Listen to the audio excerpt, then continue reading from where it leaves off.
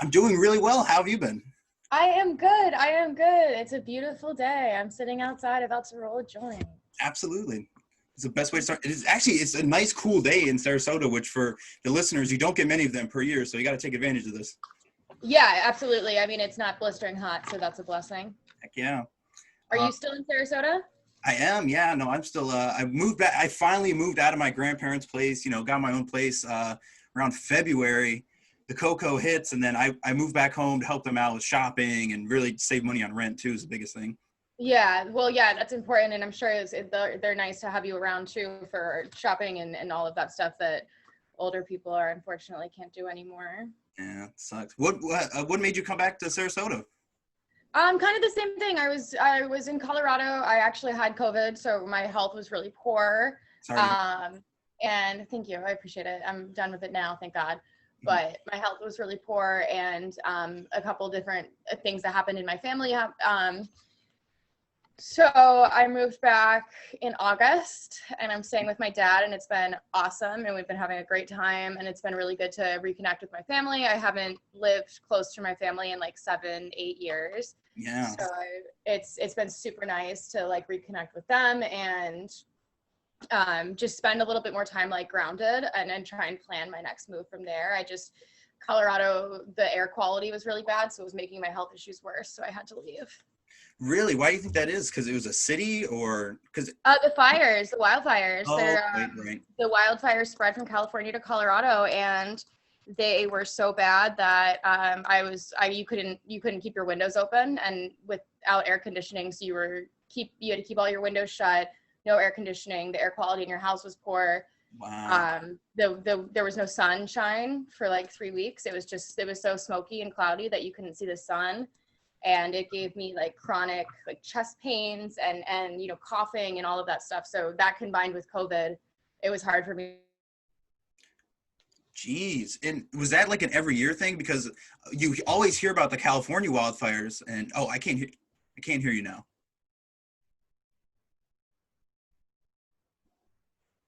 Oh, no.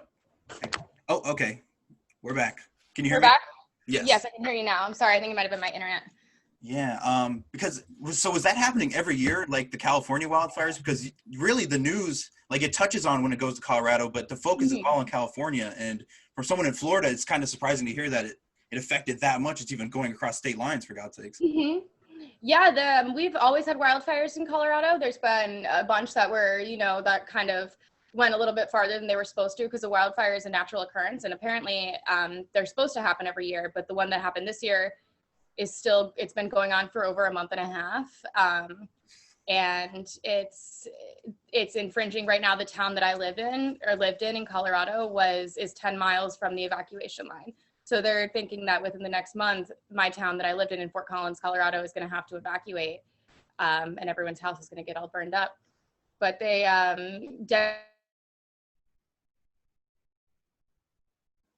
Oh, you cut out for a second. I can still see you, but the audio cut out.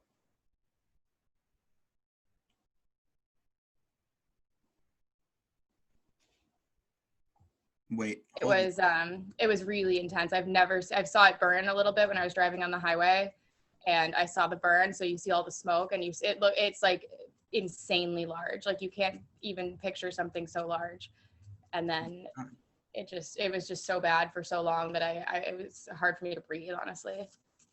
That's really scary. And you cut out for a little while there, but it sounded like you were describing like the size of a fire, and that is terrifying. I think that would be one of the scariest ways to face your demise or have to worry about, like, how do you even sleep at night thinking about, like, you might have to jump up. Literally, you got 10 minutes. Like that's how it happens. Some friends of mine had to evacuate because they lived up in the mountains, and it was a family home. So it was her and her mother and her grandmother, and they woke up at 4:30 in the morning. They got an evacuation notice, and they shook the kids awake, and they said, we need to grab 5 things and get in the car right now. And they never were able to go back to their home. That's terrible. That is so scary. Destroyed a national park too in Colorado. I think it was called Hanging Lake. Hanging Lake no longer exists. Oh my Lord. But yeah, it's been crazy. That is so scary, and it's something, it's really just unfathomable, because like we have hurricanes and that's pretty scary, but a fire is so much scarier to think about than like Because a hurricane, you have 2 weeks notice. Like, yeah, you have notice. And I was talking to one of my friends from high school yesterday who said, you know, water, you can always swim, but fire, you're just done. yeah. There's no help for it. Oh my gosh. And I guess, how is Colorado handling the whole pandemic versus Florida? Because our governor, he's pretty open for being so conservative. He's open of everything. And honestly, our numbers have been doing well. I guess they've been going up the last couple of days, but as is a lot of places. So because Colorado, yeah, it's Colorado's different. It's less the legislation and more of the culture that's different surrounding the coronavirus there, because people seem to care a lot more. Like there's a lot more people that, you know, you don't wear your mask in public and people kind of look at you funny. Yeah. At least working as a bartender, if someone came in my bar and didn't wear a mask, I could tell them to leave. I would, you know, say, put on your mask or leave. Down here, it's not like that. You can go anywhere without a mask. It's kind of a personal choice if you want to wear it or not. Yeah. But down up in Colorado, you can, where I lived specifically, was a $1,000 fine if you were in a public space without a mask. And when I had COVID, if you have an employee that has COVID, your business shuts down all of its in-person activities for at least the 10-day quarantine. Okay. So 5 employees at my work, my place of employment, had COVID, so our restaurant was closed for 2 weeks straight. And we had to put notices on the doors, and we had to tell, you know, put it on our Instagram and all of our socials, and you have to tell the health department, and the health department calls you every day, and they just really have a better handle on everything. Someone tested positive at my new job for COVID in Florida, and that was the end of it. That was just it. Oh, they didn't tell us. Yeah, they didn't even tell us. They didn't shut down. They didn't require anyone to get tested. It was just like, she has COVID, you know? Jeez, and especially because, like, if that's someone you directly worked with, all the people that person could have served, that is scary stuff. That it's a cultural thing, because it seems like in Florida that despite we have, you know, a quarter of the population's retired, that it's more of a choice, like, oh, I don't want to wear the mask, sorry about it. And it's like, what the fuck are people doing? Like, yeah, because this has gone on for so long. No matter what you believe, like, you could just try to make this better, you know, prevent loss of life. And I think that's the same type of people that are like law and order, but like refuse to wear a mask. Yeah, and I think I agree. And $1,000 fine, think that's someone's rent. Like, that would be a backbreaker. Like, you would force me to wear the mask. You wouldn't have an option. Like, and then, so they fine the individual $1,000, but if you're on the property of an establishment, so if a police officer walked into the bar I was working at and one of my patrons wasn't wearing a mask, I get the fine. So they fine me if it's a person walking on the street in public in a park or on the sidewalk or wherever and they're not wearing a mask, they get the fine. But if they're in a restaurant or in a bar or in a store refusing to wear their mask, that business is fined. So we came in one night, I had a police officer come up to me and tell me that since there was 4 people not wearing masks in the bar, that we were going to be reprimanded and placed a $4,000 fine, which is just crazy. But the people who are trying to, my internet again, changing location. I guess. So is that because you were the bartender, and so you would personally get it as the bartender, and the establishment would get fined as well, $1,000? I think it's both. Wow. Can you hear me? Yeah, I can hear you. Can you see me, or am I gone? Because I lost you. You are frozen in time, in space. That's okay. But I can hear you. Perfect. That's fine. Yeah, they would charge either the individual or the whoever was in charge, management wise or ownership wise or whatever it may be. But I wasn't prepared to how many people weren't, like, people down here just don't care. I mean, it happens. Oh, here we are. Yeah. Oh yeah, you're back. We're back. Good. We're back. No, it is scary, and because I live with seniors, and I'm just worried to hell about them. Like, I used to work at Trader Joe's, and I basically quit just because I don't want to put them at risk, you know, for $15 an hour. Like, people at risk. And that's why, like, your business, like, at the end of the day, like, they're always going to say, oh, we care about our customers more and all this stuff. Like, if you really did, you want to put them at risk with an employee and everything else, and you're putting all your employees at risk too. So. And it's hourly workers are really unprotected, in my opinion, from being an hourly worker for so long. I've noticed that our rights as workers are completely unprotected all the time, and we are even though such a large percentage of the country is hourly workers, we aren't able to, our labor isn't protected, our employment isn't protected, we have no job security, we have no benefits, we have no, someone can work for minimum wage or as a server or as cleaning houses or doing whatever it is you do, self-employed or hourly wages, with no benefits your entire life. And I know a lot of coworkers and colleagues who don't have health insurance, who can't afford to pay people to watch their kids, who their car breaks and they can't afford to get it fixed. You can't, as an hourly worker, you don't get sick days. So lots of people pre-COVID obviously show up to work ill or just unable to, I've had days as a server and a bartender where I've been sick and I am unable to take time off. So I've been, either vomiting in the bathroom or laying down in the table just to get rid of a headache while still serving people, because you take time off and you lose your job, you lose your employment. Right. Which is difficult. And it puts people in this trap of like work or die, basically.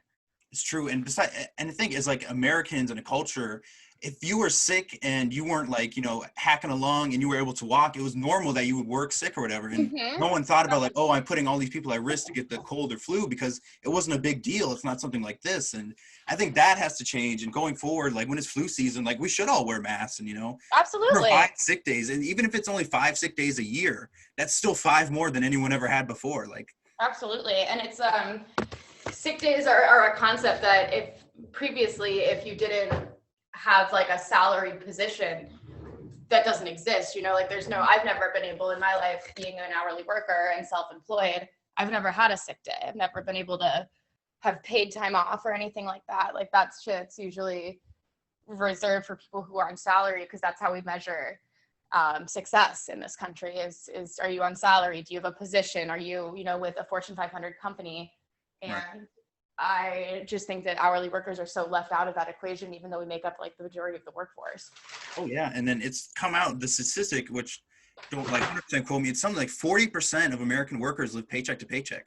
Absolutely. Yes. And that's important too, because we talk about savings and we talk about, if you were good with money and on unemployment, you shouldn't have a problem, and people being lazy and all of this rhetoric that goes around about hourly workers and not having savings and not being able to be a part of the economy is bullshit. Because how do you, when you're living paycheck to paycheck, when you have children, when you have pre-existing conditions, how do you save money?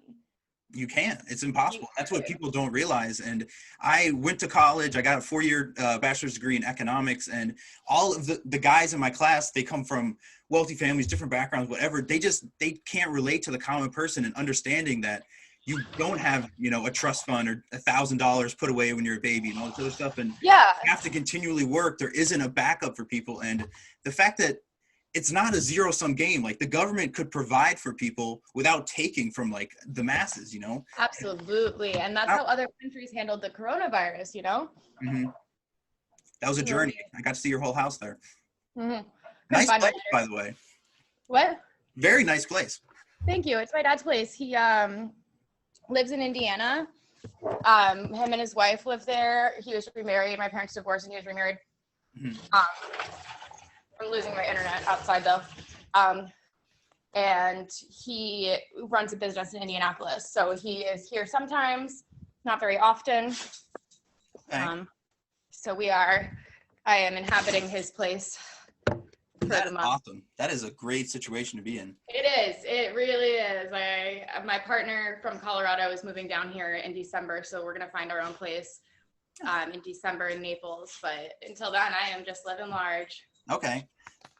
And I want to touch on, because you are, because we didn't do a proper introduction, you are an aspiring entrepreneur, Miranda Carney. I've known you for years. We went to elementary school and all that together. You're from Sarasota, ventured out to Colorado, moved back home, and you're wanting to start a business. And do you want to start in Naples? And well, first of all, what is your business? Like, what's your plan? So I am studying right now to become a sexual educator. So what I want to do is education outreach for teenagers and older. I don't really work with kids very often. Right. But my business would be a sex education business, and I want to have a adult wellness store where we are focused on the client rather than kind of like, you know, selling cheap toys is more of what Right. I.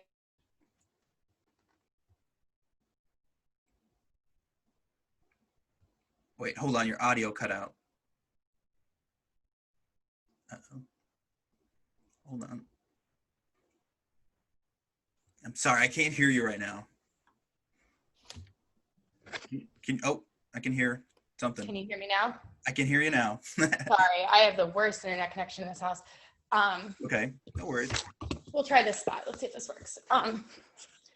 So I want to have a business where I want it to be obviously on the outside of brick and mortar sex store, but it's going to be so much more than that. It's going to be, we're going to offer classes, we're going to offer counseling, we're going to offer therapy, we're going to offer art nights, just a kind of a place that has more of a community behind it than your just neighborhood dildo store. So I have an inspiration, professional inspiration, which is a center or a store, in Denver that focuses on inclusivity, locally made products, reaching out and giving back. They sponsor events and parties and celebrations for Pride and just all of this, which makes it more, instead of a store, as like a community. And that's what I would like to do. I'd like to have one that's my own and that I can kind of move in the right direction with. I was originally set on working in Key West and opening a store in Key West. Oh, that'd be cool. It's one of the most sex positive places in the world. Mm-hmm. And it just has a really large and thriving LGBTQ community, just lots of people all the time. And it's just a really laid back and fun atmosphere, which is what I think sex education should be. It shouldn't be scary or intimidating or, taboo or gross to talk about. It should be fun and it should be exciting. And if your introduction into sex education is through a vacation you took to Key West, then even better. I mean, you have a positive memory to associate with. Right. Being certified sex educator takes time. It takes about between 5 and 10 years. It takes a very long time. You have to obviously have your credentials with your degree. You have to do, if you only have a bachelor's degree, I think it's 4.5 years of relevant experience, in order to even be considered for certification. So there's a lot that I need to do in between now and being certified to do the work before I actually have the certification. Right. But you're in school now, right? Yes, I am. I took a couple of years off. I graduated with my associate's degree and then took some time off to kind of figure out my path in life. And that's where I found sex education, just by going to different events and kind of reaching out to that community in Denver. Mm-hmm. And then I realized that's kind of where I didn't realize that you could get paid for that. And I didn't realize you could make a living off of doing something you loved, really, until I met some professional mentors as well. Some professors I had at FGCU that were professors in queer theory, which is a super interesting and exciting field of study. And I met 2 professors that kind of guided me in the right direction and showed me how their route was academic, but how you can build a career and a lifestyle off of the things that you're interested in, right? Which was really inspiring and awesome. But after that, I moved to Colorado, and I am now going back to school with a concentration in communication and gender studies, which is, just a lot of biology of human sexuality, as well as inter and intrapersonal communications, how to talk to people, how to realize how different groups of people communicate, and as well as critical race theory, to be able to understand and talk to other people, regardless of race or culture or education, and just be really educated on those type of subjects. Okay. And so is that something you kind of knew you wanted to do when you left Sarasota, or did you discover that as you left and expanded your horizons? I discovered it when I left. I didn't really know I didn't know anything that the world of sex education or the world of sex events or the world of fetish or anything like that. I didn't have any experience with that living in Sarasota. I moved to Fort Myers to go to FGC for a little bit, and that's where I met my professional mentors, academic mentors who did this stuff for a living. They were queer theorists, and they were educated in gender studies. They were educated in male-to-male relationship studies, and just all of this stuff that I had no idea that you could write books on and lectures on and essays on. And once I realized that this is something that more people than me are very, very interested in, when I moved to Colorado, I got involved in every event that I could. I just Googled, Denver sex education, and then search bookmarked every tab, or search, Denver fetish events, or search, Denver this, that. And I found fetish events through a fetish community, and I found sex education events through local sex stores. And I learned how to do shibari as well through just a community studio. And it's just getting involved in the world is, for some people, a hobby or just fun. But for me, I felt like I was really learning something. I was like, this is skills that I'm going to need and I'm going to take with me no matter what career path I choose. Right. You can use it. And that's really great because everyone likes sex. People are horny. And there's such a weird societal grip on people that you're afraid to embrace it, whether it's religion, your parents, whatever it is. And so you have all these weird, like, straight white men with these crazy repressed feelings, and they don't know how to express themselves. And then they end up, you can be abusive to women, you can be demeaning to women, and it manifests itself in all these terribly toxic ways. So having just whatever you can provide to people, I think is a great idea. Then obviously coming a place from Sarasota, people who don't know, it's a small city, 58,000 population, 80% white, over 25% is retired. It's not an open-minded place where you're going to be able to embrace yourself, learn new things. And that's just, I think, having that, because that could be really scalable. You could take that everywhere, because sex, we're all here because of sex. Like, everyone has sex, for God's sakes. Like, yeah. But getting it from the mainstream, because it already is mainstream. Like, how could it not be? It's sex sells. It's on every commercial you see a lot of times. Well, not every commercial. That's bad. But a lot of them. Yeah. It's in every, sex encompasses every aspect of our lives, no matter if it's subconscious or conscious. And the idea of not only sex itself, but the idea of sexy and what's being sexy, because the word sexy doesn't necessarily mean like you want to fuck it, like you can walk into a room and think, wow, this room is sexy, or smell something and think this smell is sexy, or this color is sexy. Like anything that invokes that emotional reaction in someone is sexy. And that word's been so misconstrued and given so many different meanings. But to what you said earlier about men taking, specifically men taking sexual Oh, I lost you.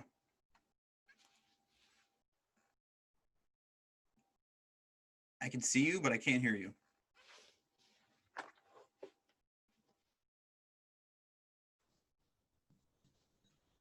Can you hear me? Yes. Okay, cool. Sorry, I cut out for a second. No worries. You were talking about my point about men. Yes. So I think that men specifically, women as well, I mean, people of every gender, right, or no gender, can have sexual frustration manifest into violence. And I think that that's extremely common. And the one way to combat that is access to age appropriate and comprehensive sex education. And that's what my senior thesis is on, is sex education in schools, specifically middle and high schools, and how having access to age appropriate and adequate sex education could prevent things like teen pregnancy, and it could prevent things like STD transmission, and it could prevent things like domestic violence, and how all of these issues that we often attribute to poor mental health or situational awareness or whatever could actually be a result of poor sex education. And if we are all more educated, especially about sex and about safe sex and consensual safe sex, then we have a better platform to be better partners and better people. Oh, absolutely. I agree 100%, because a lot of people still think that, like, sexuality is a choice. And a lot of people, if you never get out of your bubble and expand it, you're not going to encounter people. You won't have this education unless you get it on the road. And there's really no way to do that unless you were made it part of the institution. Let people know that it's okay to be trans. It's okay to be gay. Is the proper word gay or queer? Is that okay to say? Whatever. I mean, the whole point is the freedom to give people to identify as whatever they want and realize that people's identification isn't going to hurt you. So I have friends that, for me personally, I identify as queer because I don't really feel like I fit into straight. I don't feel like I fit into gay. I identified as bisexual for a while and it still didn't feel right. So I just identify as queer. Okay. And I just say I'm queer, and that's it. And that's all I really need to say. Queer kind of encompasses a lot of things. So that's what I use when I'm generalizing. Right. or LGBT, but queer doesn't necessarily mean gay. Because, yeah, so gay would be Yeah. specifically two men. Yeah. Okay. So Yeah. it's So, really, it depends on the audience who you're talking to. As long as you're respectful, I don't think people really care. okay, good. I just, yeah, don't want to offend anyone because it's Yeah. easy to do, but it's also so easy not to do. Why wouldn't you just ask and, have the conversation? Because that is easier than, going down the line where you've already offended the person and it's hard to come back from that. Most people, from my experience, most queer people, all we really want is like effort. As long as you're like making the effort to like include us in the conversation and make an effort to like appreciate people's pronouns and not like use violent language or slurs, is like that's good enough. That's all anyone ever wants, is just for your effort to try, and just like as long as you're trying to like not be a huge dick, then Right. Absolutely. it's appreciated, you know? Just be nice. I mean, that's like what everything boils down to. Think about your common person and just be nice. Yeah. You wouldn't want the reverse. Like, Exactly. And it's like it's something like pronouns or something like preferred names for trans people or queer people in general. It's just, you can tell when people are being hateful, because if someone comes up to you and says, "Hey, I'm Michael, but I prefer to go by Mike," or like, "My name is, Travis, but I go by my middle name, which is Peter," like, you wouldn't think twice and you would just call them that name. But when they're, a transgender person or a queer person, and some people have like this like mental block against it, and it's often described as being inconvenient, or how am I supposed to remember that, or people expect me to change my way of speech, when in reality it's just common courtesy. It's just nice. It's just like what you would do for anyone else.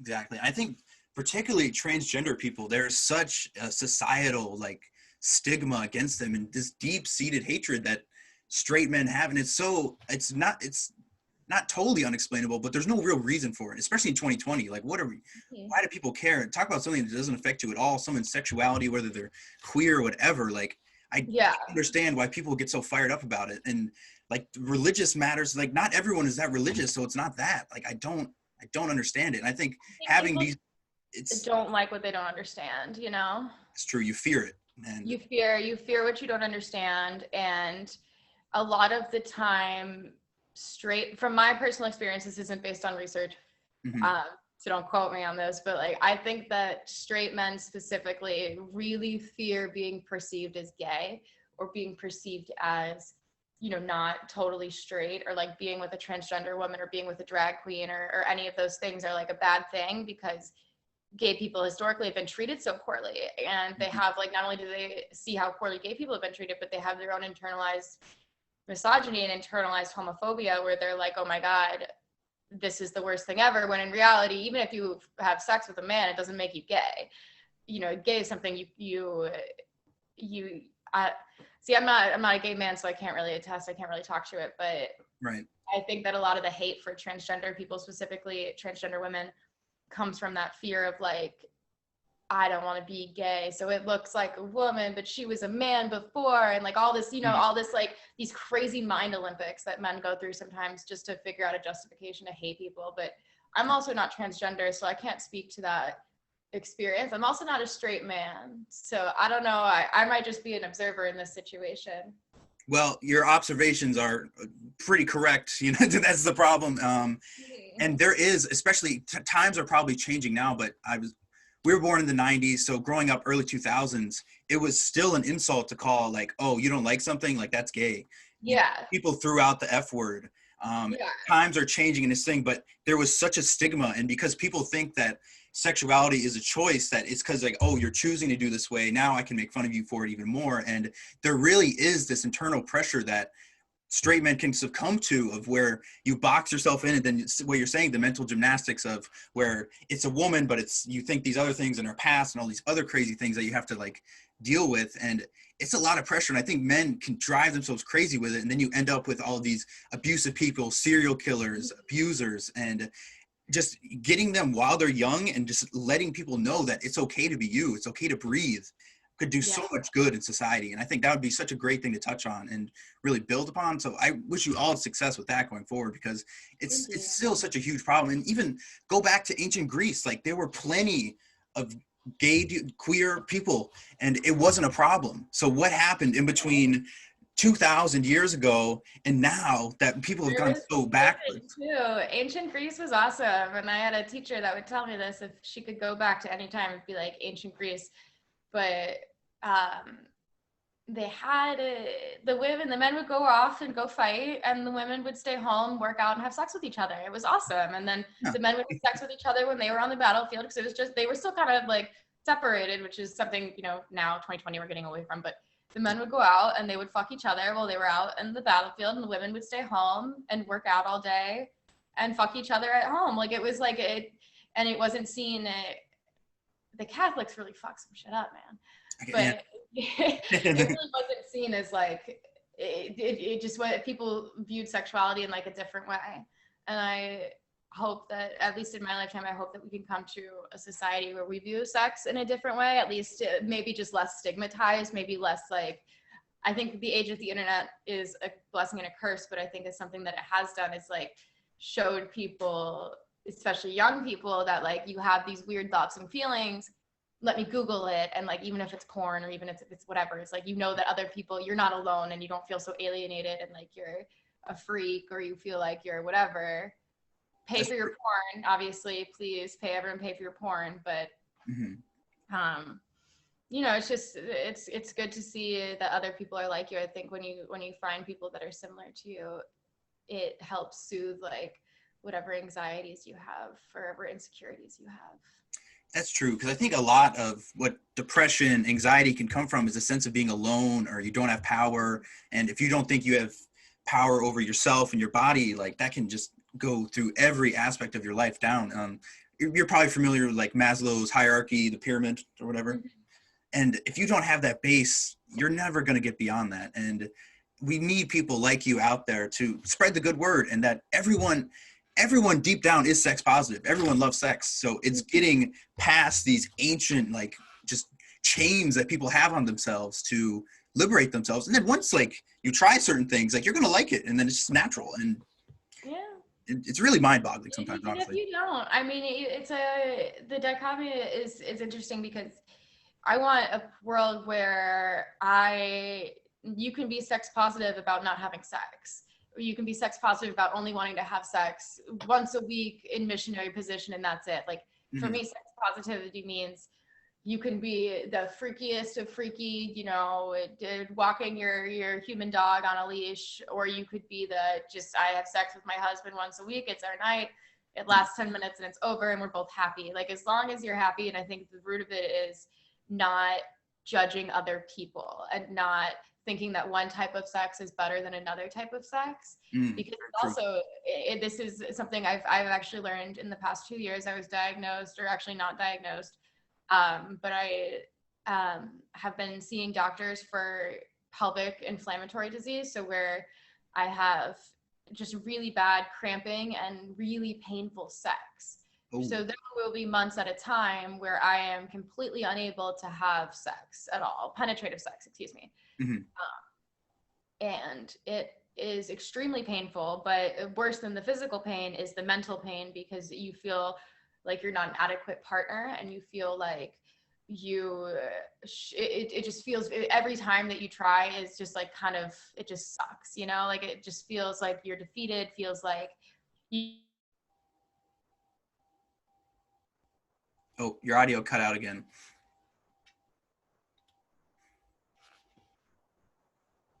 Uh-oh.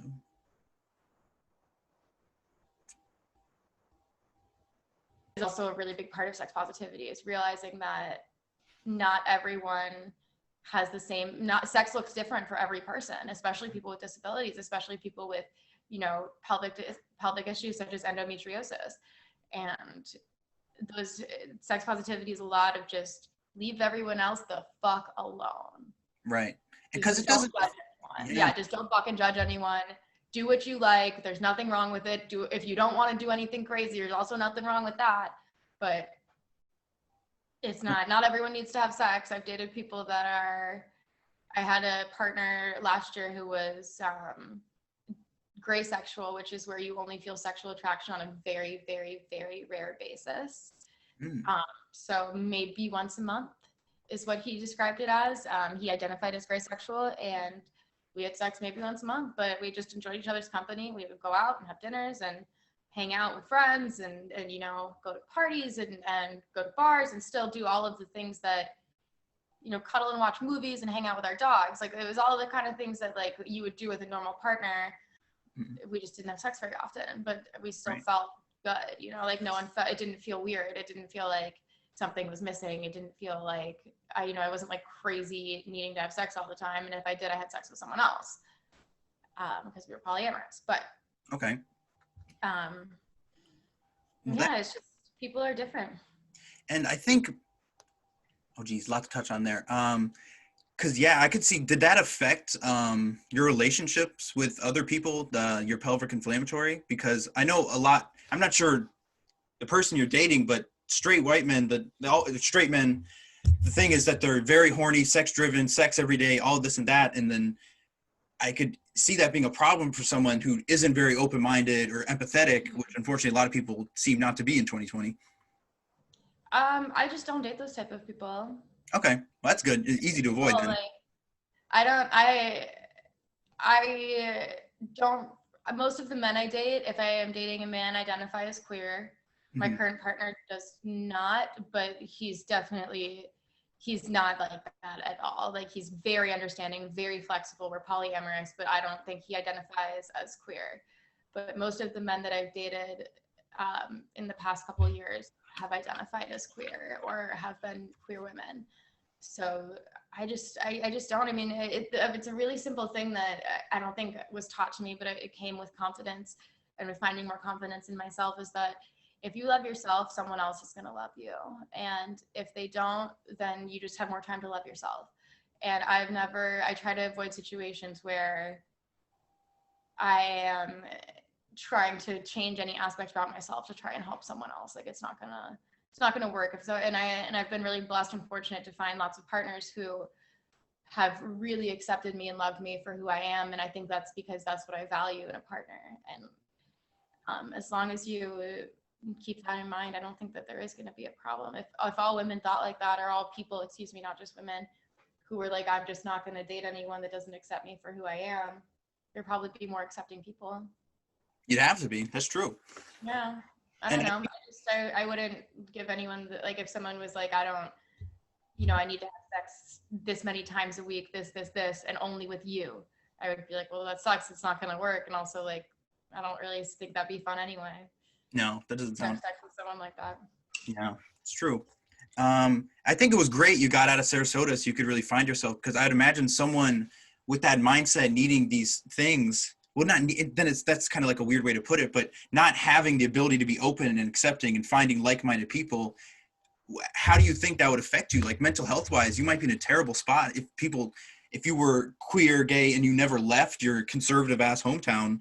That could destroy you mentally inside. And please run away at the first chance you could get if you're in that kind of situation out there. Yeah, absolutely. If you want to leave your hometown, please do. Leave your hometown. It's really not that hard. You need like $400, and that's pretty much it, and a friend. That's what you need. Yeah. $400 and a friend in another city, just do it. It's fun. Which is what I had. So if I did it, y'all can do it. But it was, growing up here, I was in trouble a lot. I was always in trouble. I was always, you know, not really caring about myself or my physical health. I was eating Taco Bell and smoking a pack of cigarettes every day by the time I was 16. I was just like, just not taking care of myself. And I didn't really care. And I didn't care to get involved in my community. And I didn't care to really be a part of anything because the town is small and very conservative. So I was like, there's nothing for me here. And when I left, it felt good, but I still felt like I only moved an hour and a half away. And then I felt like I wanted to make a big change. And that's when I found myself in Colorado. Right. Were you like, when did you start realizing that you weren't just a straight girl in Sarasota and that you did need to expand and kind of test your waters? Because I did know you back then, and maybe that would make sense of like why you seemed depressed or that you had to repress who you really were. So was that something that you were dealing with even back then? Like, what age did you kind of start figuring it out? No, I always thought I was bisexual. I never, ever. Oh, your audio cut out.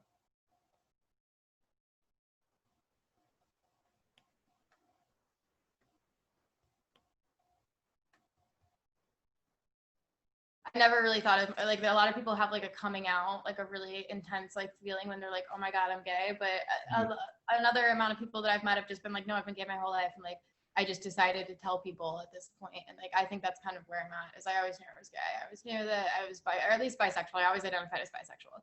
I always knew I was bisexual. I always enjoyed sex with women more.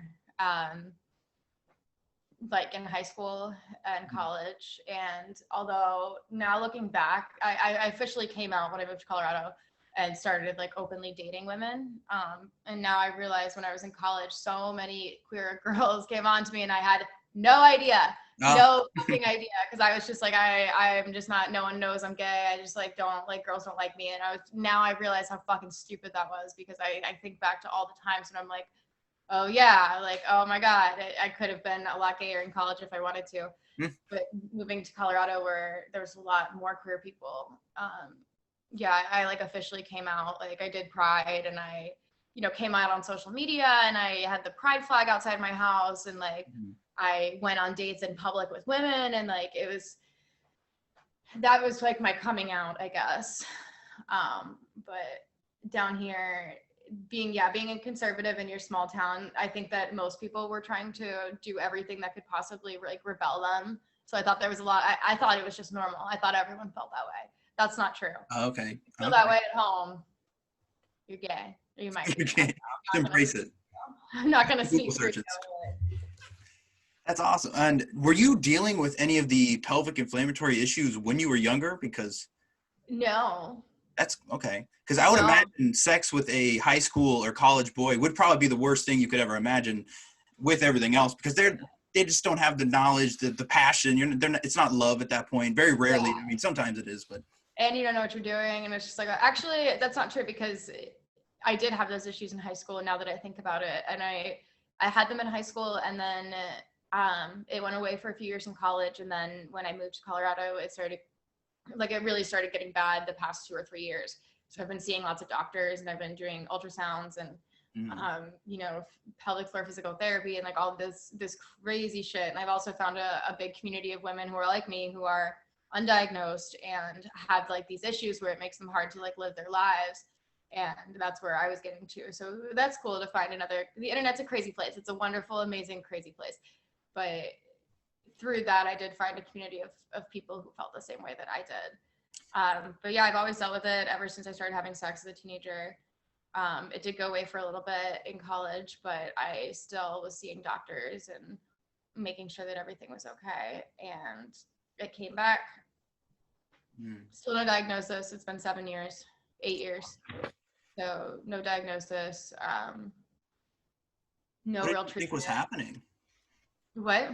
What did you before you were diagnosed? Like what did you think was going on, or like how did you view it? I was just like, something's wrong with me, and that's it.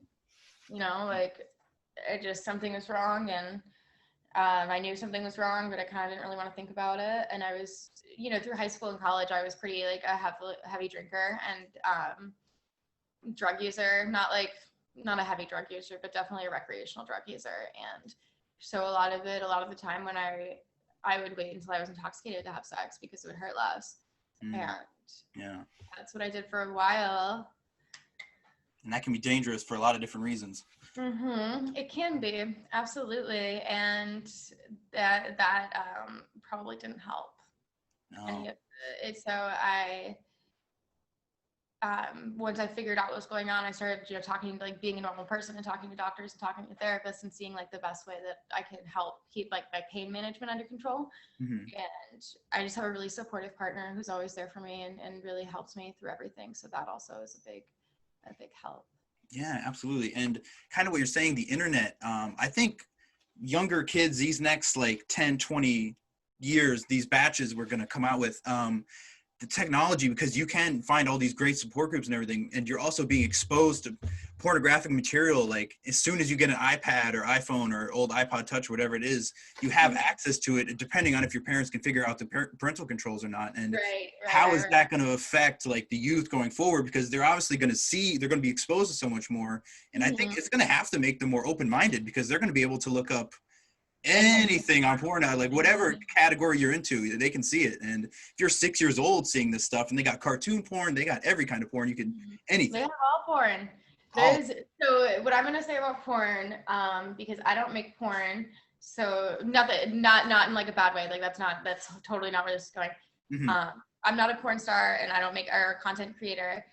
If you are a young person who wants to watch porn, subscribe to someone's OnlyFans. And I know it's like, it's not that expensive. Like people who, whenever I hear someone say, you know, I would never buy someone's OnlyFans, or like, you know, hate on like an OnlyFans girl, or saying paying for porn is dumb. The only thing I think of, I don't, like, obviously I think that you're a misogynist first, but that's kind of in the back of my head. What I think is you're broke. Because it's really not that expensive. Like there are some that are expensive, but like you pay for a lot of shit. Like you pay for any service. You go out to a restaurant, you fucking pay for it. Like things cost money. That's the way the world works. Pay for porn. Subscribe to your local OnlyFans, because not only is it ethical, you can find, if you have any sort of kink or fetish, you can find someone on OnlyFans, or someone on Patreon, or someone on ManyVids, or someone on, you know, any of those websites, where they will be doing exactly what you want to see, and they'll be doing it from a real perspective. And since they care about it, and usually these people are actually into those fetishes and into those kinks and into those whatever you want to see, the quality's better. It's like better porn. It's better. Right. You can, I follow content creators on Instagram even who do like the most extreme fetish porn. And then there's also people who do, you know, the typical girl next door comes over, hey, can you fix my sink? And then, you know, fucks you over the counter porn. Like there is everything that you could possibly imagine on OnlyFans or on wherever that you can afford. And that the people actually care about. And it creates this better community for porn. And yeah, you can look up anything you want on Pornhub, but I'm sure that's how everyone starts. Like, no, I'm sure everyone does Pornhub. Like, I get it. It happens. And I think the point would be, just if you're a kid, you might not have a credit card or the money, you wouldn't have a way to pay for it. So everyone, it probably will start out on the free porn, but you're totally right. I agree with you. Yeah. And I think I'm never anti-porn. I love porn. And I think that porn is a really important part of society now. I think that as anything, you can get addicted to porn. And as any industry, there's going to be exploitative material, like exploitative aspects of it. But porn is great. And if you, as a child, if you need to learn about, if you have that inclining to learn about sex and that's how you use it, I just really hope that the porn you're watching is ethical. I don't know. I haven't done too much research. Children aren't my specialty. I did an internship this summer working with sexual development in kids aged 5 through 8, it's just hard. There's really just not a lot of research on it. And if kids even think about sex at that age, but I don't know. Because I didn't grow up, I mean, we grew up with the internet, but we didn't grow up with that much internet. Yeah, no, and I think that's a lot of adults don't even realize that the jump between, like, if you were born in 95 or 2000, 2001, that you had access to so much better shit just because in that 5-year stretch.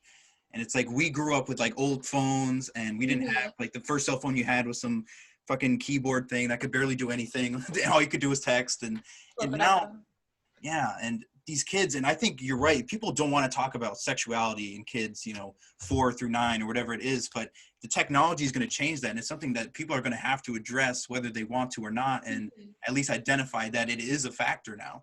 Because before you wouldn't, that your 5-year-old kid, unless they find your Playboy under the bed, like, they're not going to be exposed to that.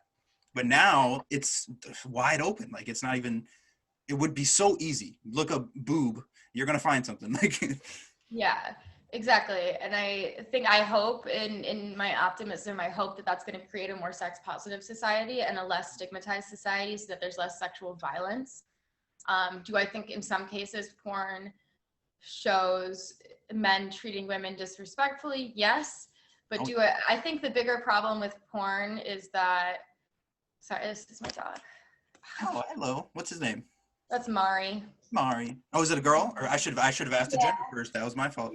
girl. Her name's Mari. Oh, that's a cute name. But I think that porn actually promotes like bad sex too. I think that in porn, because a lot of it's catered to the male view, it doesn't teach a man A, about consent, or B, how to like pleasure a woman. And then it teaches women like, oh shit, am I supposed to like, is it supposed to feel that good? Like what he's doing is supposed to make me like, because there's all the yelling and the over traumatic orgasms and all that stuff. Mhm. So in that way, I think porn is harmful. And I also think that sex mishaps happen all the time. Oh, yeah. Like embarrassing stuff happens during sex. Like it's if you feel intimate enough with someone to like get naked and have sex with them, like it should be fine if something doesn't go wrong or go exactly as planned.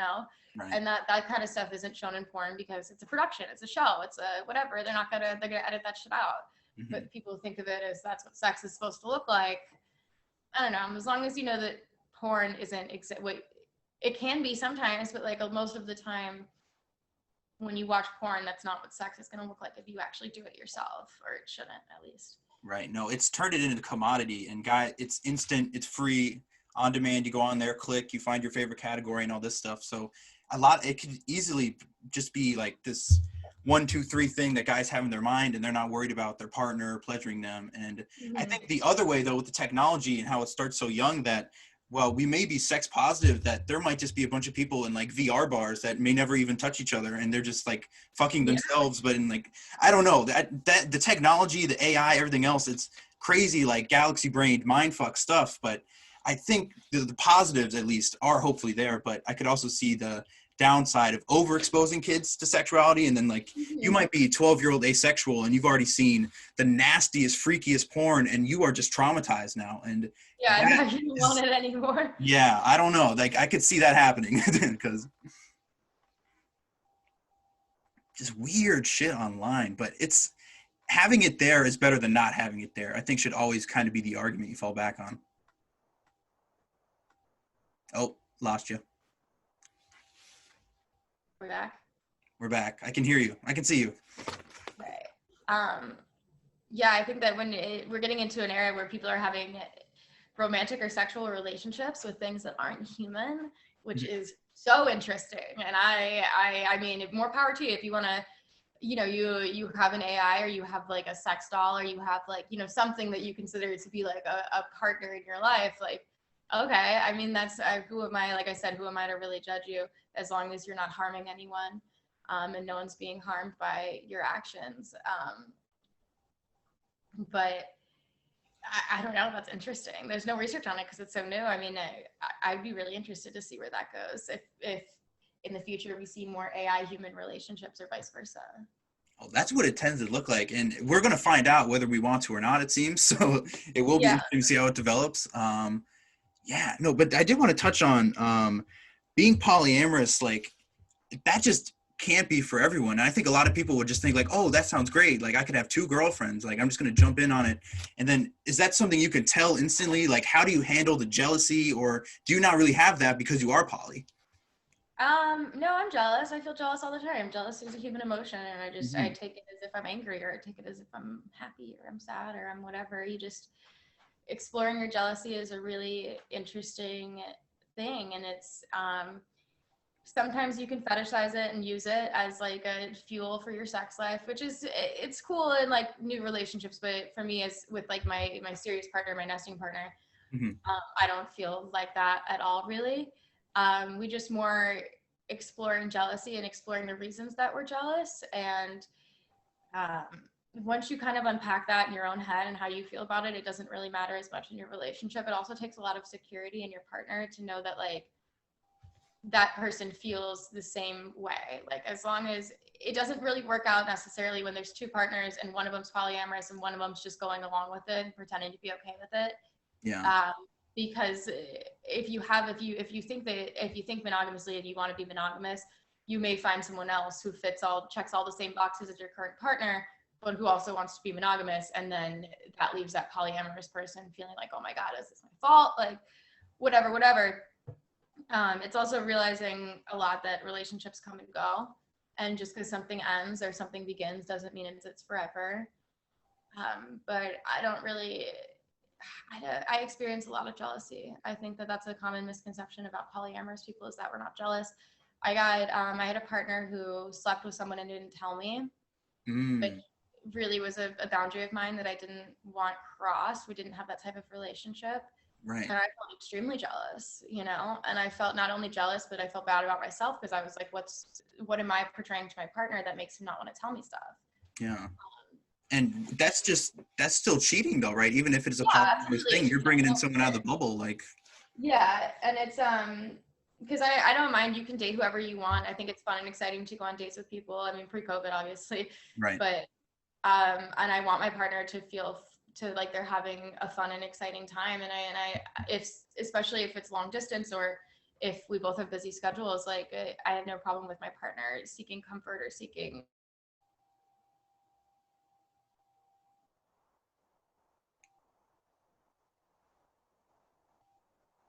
Oh, oh God, audio cut out again. Gosh darn it. Your relationship is something we don't even realize how often we set rules and you know, whatever for your relationship, how many times he's been arguing about, you know, do you like this girl? Did you smile at this person? Did you, you know, are you cheating on me? All this stuff that if you take that entirely out of the equation, you can replace it with something more positive and more constructive. Get to know more about your partner. Right. Well, that's super interesting. Your audio did cut out there a little bit, but Oh, I'm sorry. no, no, it's okay. Do you have an Ethernet cord? No. Ah, shoot. Okay, no worries. My phone, I have nothing. I have my tiny travel laptop. No, that's all right. You're doing your best. Brought you back home. Oh, what? I would like to hear some of your bartending stories, because being a bartender, I was a bartender for about 2 weeks and I was not cut out for it. I did not make it long. It just, you are a gatekeeper and you have so much responsibility. You can get sued, or not sued, like charged by the state, all this other stuff for, People sued us. you can I've get been sued. sued. Oh my God. And Not I me just didn't, specifically, the my money bar. was good, but oh my God. Yeah, I know you can get sued. Fights. I've seen a lot of fights. More than anything, actually, I think is the fighting is I wasn't prepared for as a bartender. Mm, Um, I remember because I worked at Daiquiri Deck actually when I was very young, too young to work at Daiquiri Deck. And sorry, shout out Daiquiri Deck. best place and happy hour in Sarasota for anyone that comes to visit. Yeah, anyone who comes to visit, they do have really nice daiquiris. I started working there, and I fell in love kind of with the bar industry, and then I moved to Colorado, and I was there for 2 days, and I took my resume.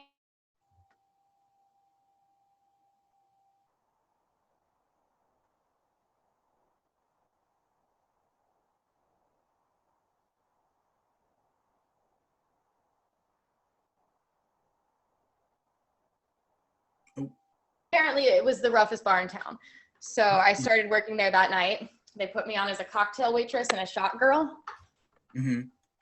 and even within like my first weeks, I saw every single night there was a fight. There was a fight every single night. There was people would tip. I worked it was a nightclub environment, so I would be walking around like a dance floor with trays of drinks and shots and whatever. People would tip me in drugs and weed and whatever. Mm-hmm. And then once I started bartending, it just got like insane. It was something that happened it was never just like a normal night. Like something, the cops got called every night. The establishment was like a sports bar down below and a rooftop nightclub bar up on top. Oh, that's cool. So yeah, it was super cool. It was a dope place. Tony's Bar and Rooftop. If you're ever in Fort Collins, Colorado, been there for 50 years. It's dope. Shout out Tony's. Shout out Tony's. I love it there. It's my favorite place. Tell them I sent you. But so we would frequently have people climbing up. So we would kick them out of the rooftop and they would want to come back in. So they would climb up the fire escape, which stopped at about 10 feet. So then you're scaling the side of the building and they would flip over the railing to get back on the rooftop. It was an open air rooftop. Yeah. That happened probably 4 times. But the one story that stands out to me is when we got robbed at gunpoint. Oof. About Jesus Christ. 4 years ago. And it was about 4 or 5 years ago. It was right before I started working there. And it was when the rooftop had just opened. So we had about a 500 capacity, I think. But it was a lot of people, long story short, a lot of people everywhere. And someone came up our back stairwell and jumped over the bar and put a gun to the bar back's head and was like, empty the register. Jesus. Not realizing, where he was, which was Tony's. And he got the money. Those people? Yes. Oh, yes. shit. So he got all the money out of the register, and instead of going out the back stairwell, because he was smart, he was like, oh, the cops have probably been called. If I go out the back, they'll shoot me. So he decided to go out the front. So his plan was to jump over the bar and hold the gun out to the crowd and say, get out of my way. Every single person in Tony's and I had a gun on them. So this guy got pistol whipped in the back of the head, and then they beat the shit out of this guy so bad, all the customers at Tony's, so that he was in a coma for 6 months. So he was in a coma, and then he woke up handcuffed to a hospital bed and was like, what the fuck? So then they took him to prison. Whoa. They took him to prison, right? And then, so sometime in the last 3 years, I don't remember when it was, I think it was like a year and a half ago, we get a group message in the Tony's work group chat, whatever. All the girls. Saying that, hey, we have a group of people who aren't allowed in Tony's. And like Fort Collins isn't that big of a town, and it's a really long list. But it's called our 86 list. And we got this picture of this guy that was like clearly a jail mugshot. And it was like, hey, some of y'all may remember him as the guy that robbed Tony's at gunpoint. He escaped from prison. Whoa. This guy's fucking a legend. What's his name? I don't know. I don't think I can publish that, even if it is. He escaped from prison, and we had to be on the lookout for him, because they said that, the prison had to tell us that, like, he may, since you guys put him in a coma and also in jail, he may come back and try and retaliate. I never saw him, so that was fine. But were you working that night or that day when it happened?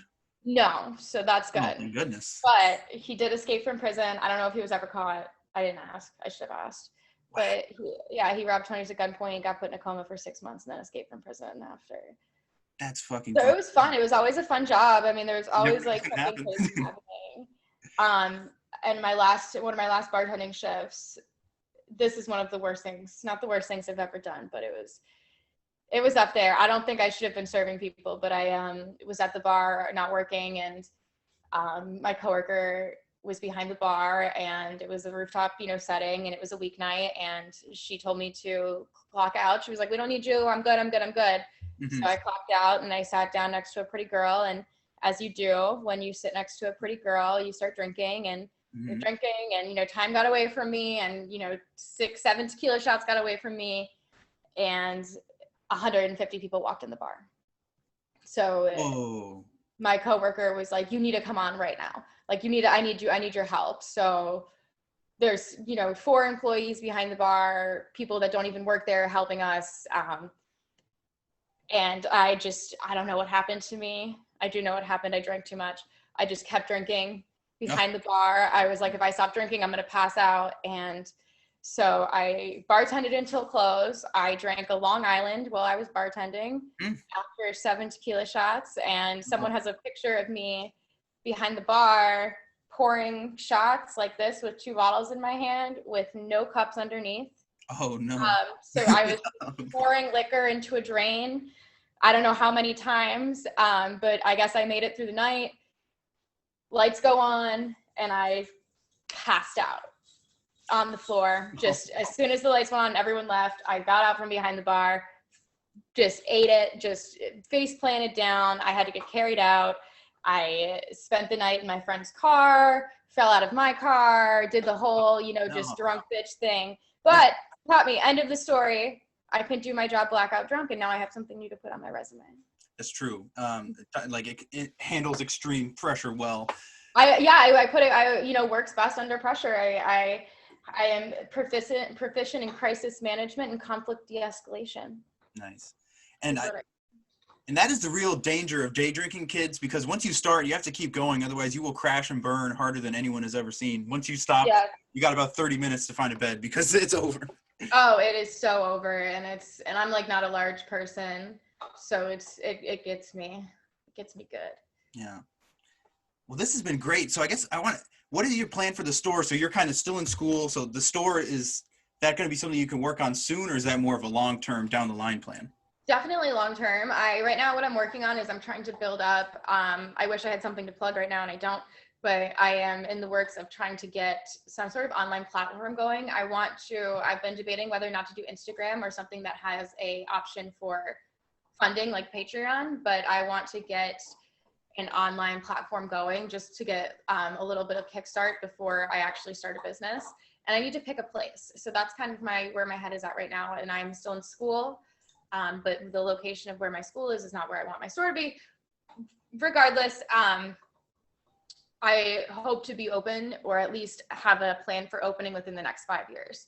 Okay. Kind of my plan. Are you going to school in Sarasota? Where are you going? I'm going to FGCU still. So I am in Fort Myers, which is also a conservative town. At least the part that I live in. And Naples is also very conservative. So that's not the area that I see myself in. Probably somewhere more south Florida. Yeah.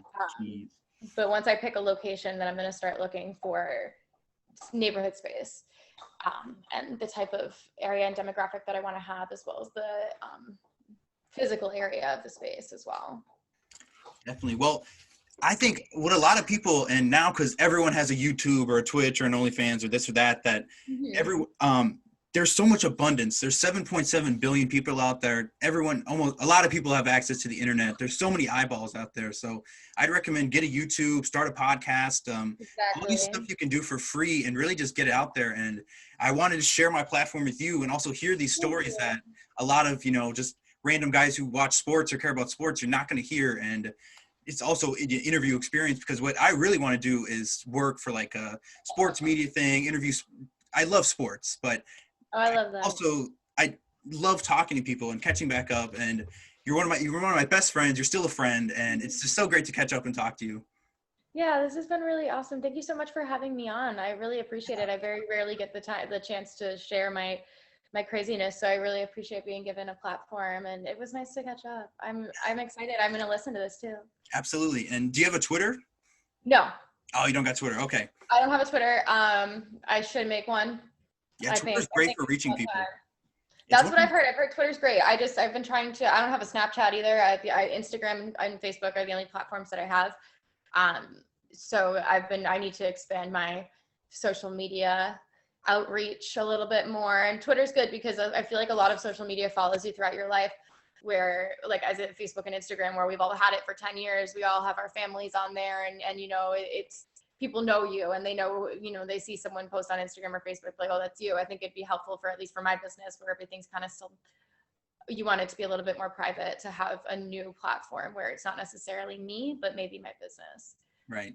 And it's unfortunate because, and also though, while it is touchy and like your family members may not be as sex positive, that what I've learned from my experience is people want to see you succeed. Like they might not listen to the podcast, this or that, but they'll still root for you. They might like it, this or that. So don't be afraid, even in like weird scenarios, just reach out for people. And while it may be weird, Nana maybe doesn't want to talk about the actual like dildo store. She can like support you in different ways.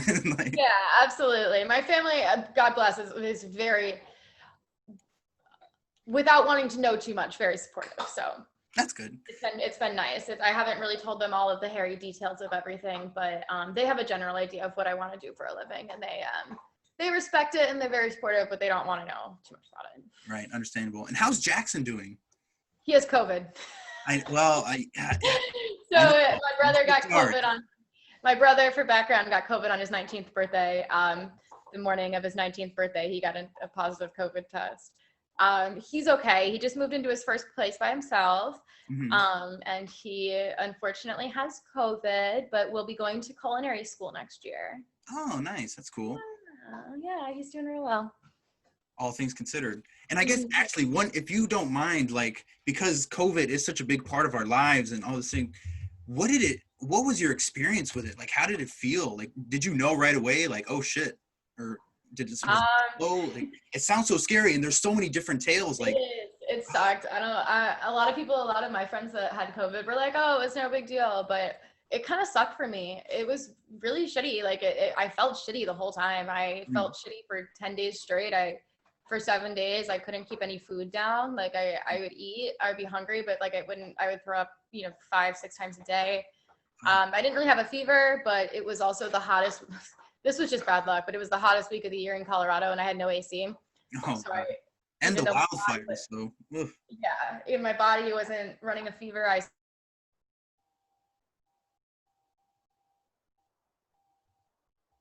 Ooh.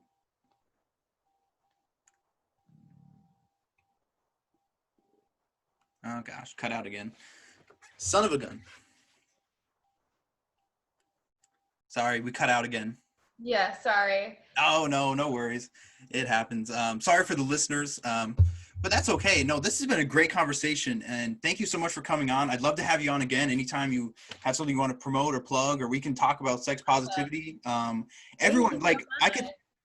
we could talk about sexual stuff all day, and I think people really know that and realize that, and everyone. Yeah, and it's interesting. People like to talk about sex. It actually helps me as a bartender because people will ask me what I do, and and once you say that, they're like, "Oh my God, I've had all these issues. Tell me about what's wrong with me." Right. Uh, but I think sex is a great segue. I think people love to hear about it. People love to read about it, and they love to talk about it. So if you have any questions, call me. Absolutely. Well, thank you so Write much, me Miranda. and call me. Okay.